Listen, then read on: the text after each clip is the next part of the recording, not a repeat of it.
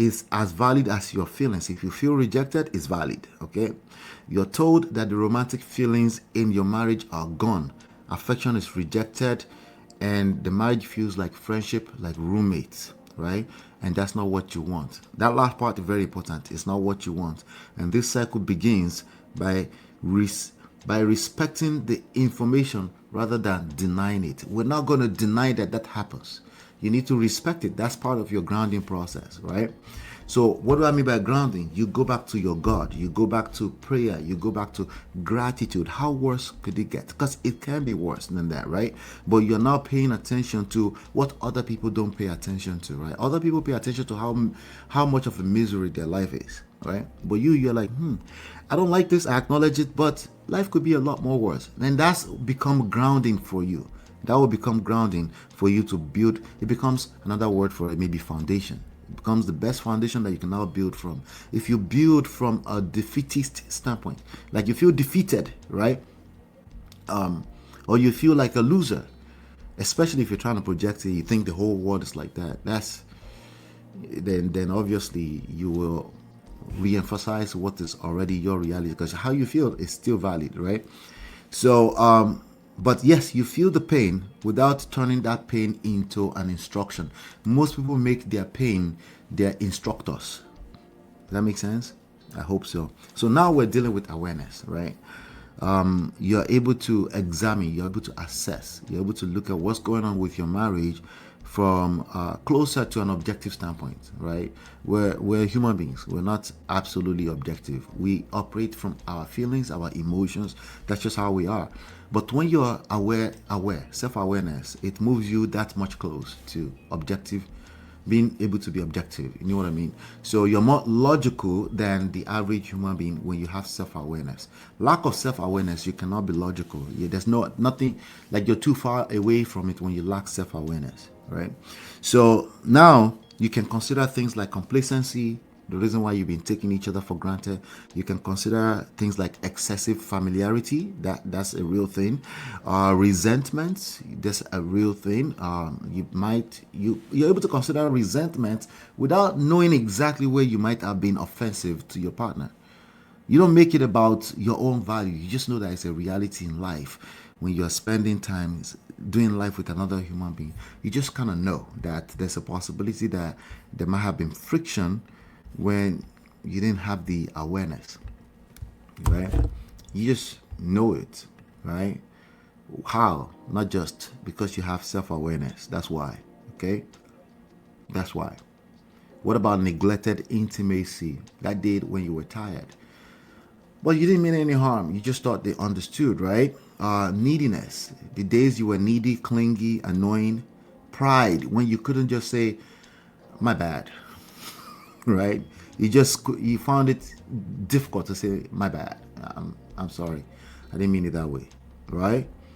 Unmanaged, mismanaged expectations, like I said, right? And the days you lost yourself because you made it all about your partner, right? Those things have shaped your current dynamics. You're able to assess those things from a place of solitude without pushing it on your partner.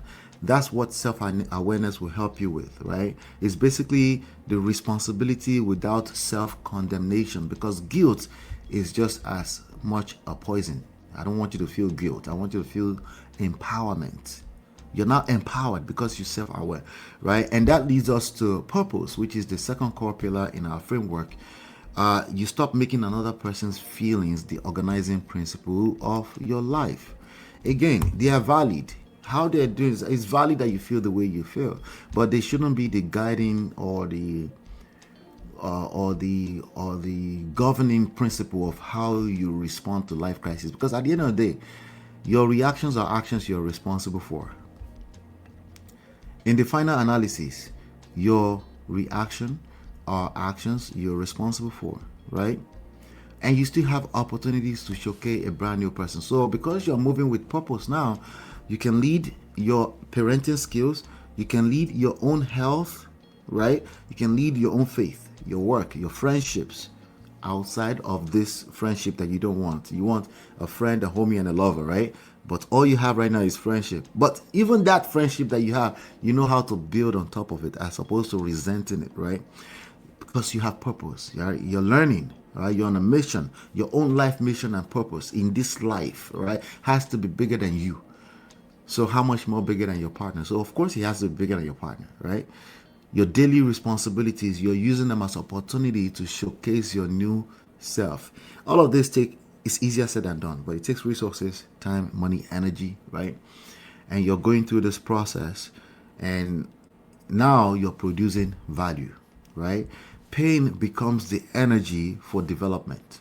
The pain you've gone through up to this point, you're able to leverage that to develop new experiences, to develop a better experience for, of course, you first, and then everybody around you see it as value. They get to benefit from it. That's why they stay with you. They didn't stay with you because you're begging them to stay, because you're going out on date nights and buying expensive gifts and making promises that you could not fulfill. They stay with you because they see that value. I'm not talking about moral values, guys. They saw that before. Hopefully you have moral values. I'm not talking about moral values at all. I'm talking about the value you create from doing work on yourself. The one that you don't fall out of the skies into an adult with. The one you build once you enter poto, you find yourself in the mud first. That type that you build from that space of pain. That's what I'm talking about, right? Because now you're actually solving real problems, real life problem, but you start with yourself, because charity begins at home, right? Consistency. What do I mean by value? Consistency, emotional intelligence, right? That's what it looks like on the surface, right? Competence, like you actually have the skills to actually build the type of romantic relationship you desire. You're not just hoping that fate would drop it on your lap, right? You know how to do it because you're doing it, you're practicing over and over for the rest of your life, okay? Accountability, self-accountability is what I mean. Self-respect, and a direction that make you more sustainable as a person, as a human being first, so you're not pouring from an empty cup. Your value is developed rather than advertised. You don't make noise about it. It's just there. Everybody can see it with time. So I know in grounding, I think I might have mentioned prayer in grounding, but now you understand this process, you understand patience. You understand the patience is not for the other person, it's for your own self. Because if you don't have patience for yourself, you will make impulsive decisions, like buying gifts that you couldn't afford, right? For someone who clearly doesn't value the gift. You're trying to create value externally as opposed to creating internal structures first. So attraction, as pressure decreases and real value becomes visible, they become curious, right? The emotional experience around you changes. It is not if it will change, it changes, okay? That's how it works. Attraction literally grows because self-respect is present. Curiosity, like I said, individuality. Suddenly they realize you don't really need them. You don't have to say it. They just feel it, right? That becomes the reality. That's why people want to be around you, including, yes, your estranged married partner. They suddenly want to be around you because, remember, it's some type of measurement. The grass was greener on the other side, right? But it becomes obvious that no, that grass is only green because somebody is watering it. Well, your grass becomes green. They can see it, right? So whatever this means in your specific situation, obviously will vary from people to people. So now you build resilience, you build rejection. Even if rejection shows up again, you know exactly what to do. If you ever feel rejected because of momentary feeling,